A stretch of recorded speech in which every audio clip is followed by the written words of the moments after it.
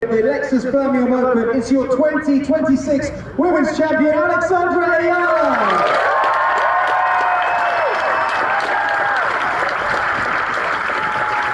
And the trophy winners,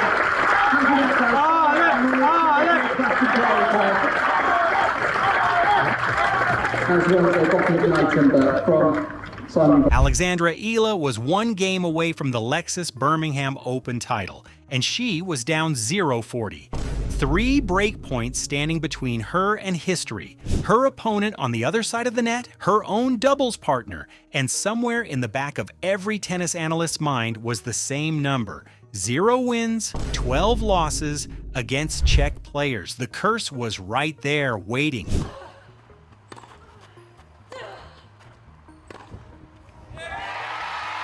Game 7. Excellence from Alex Eala. 5-7, 6-3, Number 1 7-5. seed, world number. Before we get to what Eala did at 0-40, you need to understand what made this final so quietly extraordinary.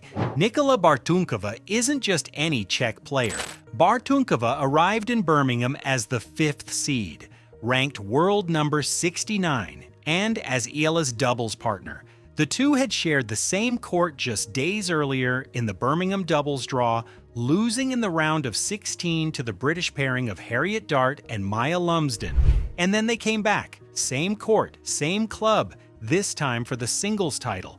But here's what the scoreboard couldn't show you. Going into that final, Eala had a 0-12 record against Czech senior professionals, 0 wins, 12 losses, against names like Barbara Krejcikova, Marketa Vondrousova, Karolina Muchova, former Wimbledon champions, the kind of players who define an era. Commentators had been calling it the Czech curse for months, and honestly, it wasn't hard to see why. And on June 7th, 2026, Eala walked out to face a Czech player who'd been sitting across from her at dinner the night before.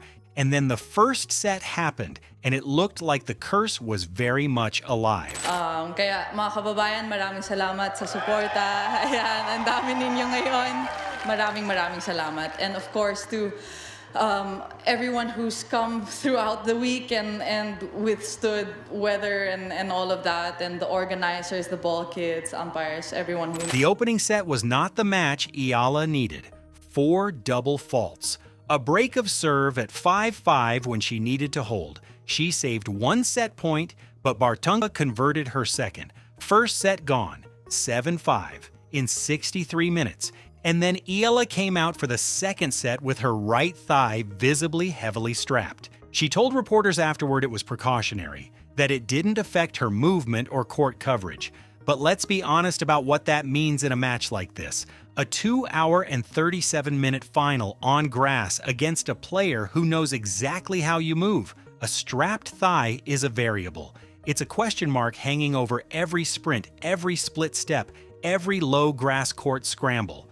What Eala did next, though, was something different. She started stepping inside the baseline. She started taking time away from Bartunkova. The passive, reactive Eala of the first set simply wasn't there anymore. Bartunkova broke first in the second set, but Eala broke straight back and converting her 4th breakpoint opportunity with a whipped forehand winner. From that moment, she ran to a 5-2 lead, held at 5-3, and forced a deciding set. The Czech curse wasn't dead yet, but for the first time in 13 attempts, a Czech player was no longer dictating the match. It was a really tight moment, and I knew that if I didn't go for it, Nikki would go for it, and it's one of those days where... The third set is the part of this story that deserves its own chapter. Eala converted a critical breakpoint in Bartunkova's 3rd service game to go up 3-2. Built that to 5-4, stepped up to serve for the title.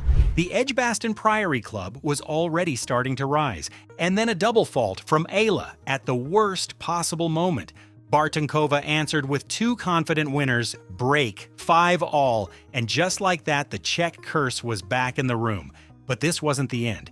Eala broke straight back 6-5, serving for the title again, and this time she fell to 0-40 inside that final game. 3 break points, 3 chances for Bartunkova to drag this into a tiebreak, 3 moments where the curse could have written its most painful chapter yet. Eala saved the first, saved the second, saved the third.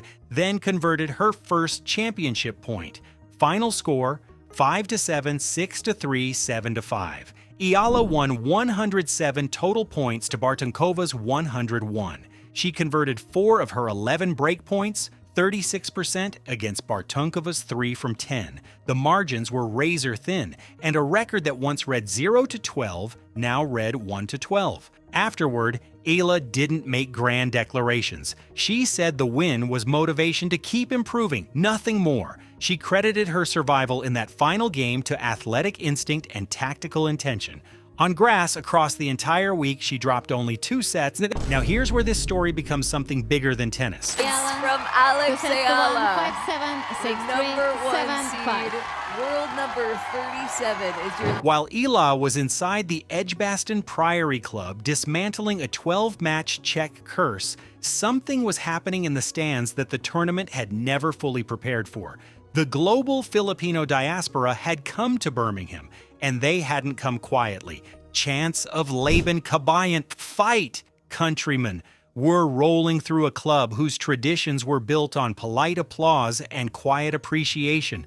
Tournament officials responded overnight. Designated cheering zones were established, expanded access points, additional security teams deployed to manage crowd flow and prevent post-match rushes, all of it put in place between sessions. The venue restructured its crowd protocols in real time just to keep up. This wasn't the first time it had happened either. During the 2024 US Open qualifiers, Romanian player Elena Gabriela Rus complained directly to the chair umpire about Filipino fans cheering on her double faults and service errors. At one point, Rus covered her head with a towel just to block out the noise. Similar situations played out at Eala's matches against Alicia Parks at the Australian Open, Jelena Ostapenko in Linz, and Sorana Chirsa in Dubai.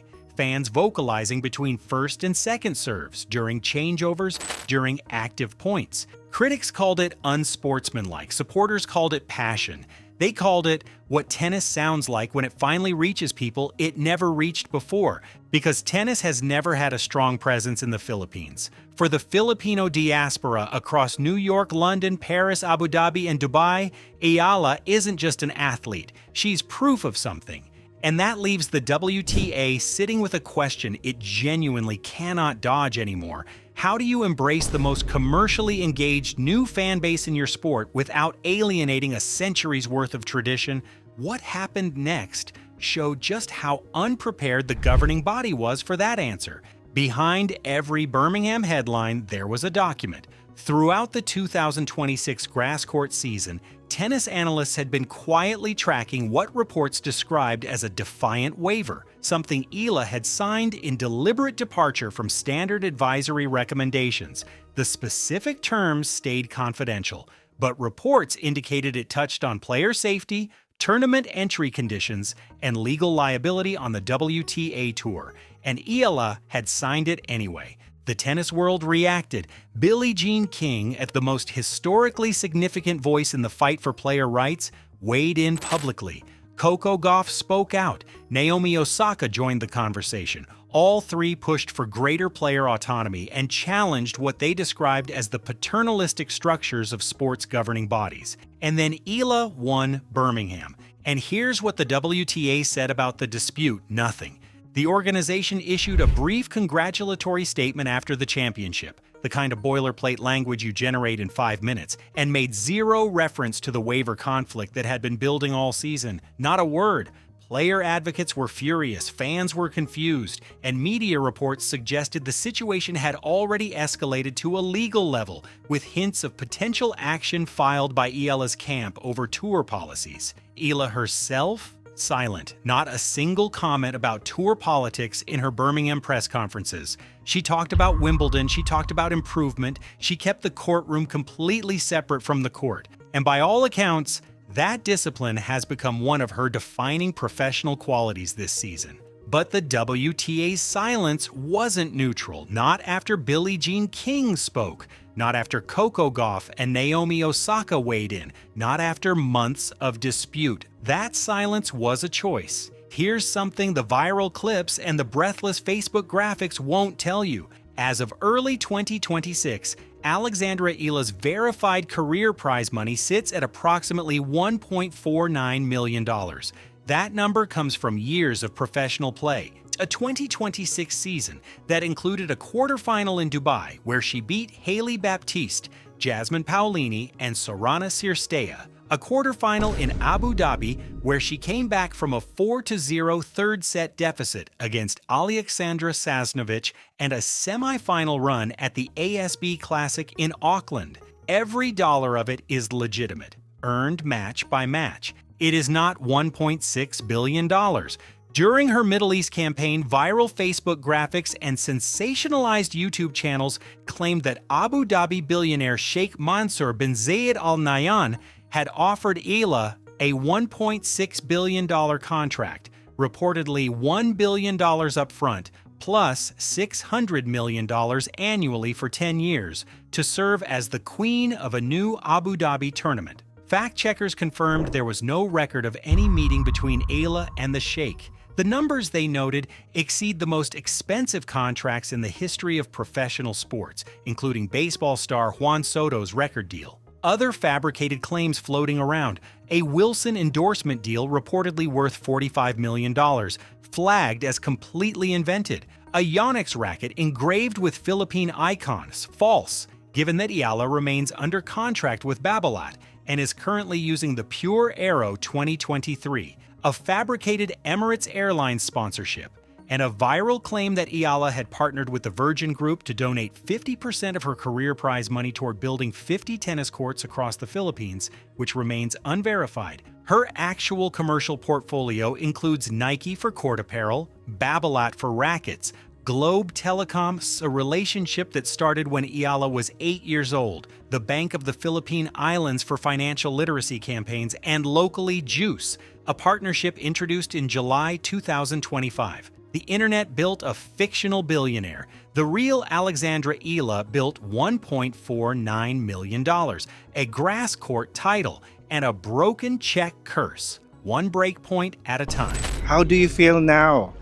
I feel amazing. Of course, winning a tournament is a great feeling, and my first title on grass, so very good memories this week. And of course, I think many moments in this match were difficult, so I'm very happy with that. Yeah. The 2026 Lexus Birmingham Open is over. The Edgbaston Priory Club has gone quiet. The designated cheering zones are gone. The Laban Cabian chants have faded into the English summer air. Alexandra Eala, world number 33, first grass court title secured. Czech record now 1-12 instead of 0-13, is preparing for Wimbledon. She managed a strapped thigh and a tactical crisis in the same afternoon. She served for a title, got broken, and came back to serve for it again. She sat in a post-match press conference and said nothing about a legal dispute she'd been quietly fighting all season, while the governing body above her said nothing either. Billie Jean King spoke. Coco Gauff spoke. Naomi Osaka spoke. The WTA issued a statement and moved on. So the question Birmingham leaves unanswered isn't whether Eala can win on grass. She already answered that. The question is, what does the WTA do when the most culturally significant rising player on its tour, the one whose fans are rewriting what a tennis crowd looks and sounds like, is also the player that same governing body chose not to defend?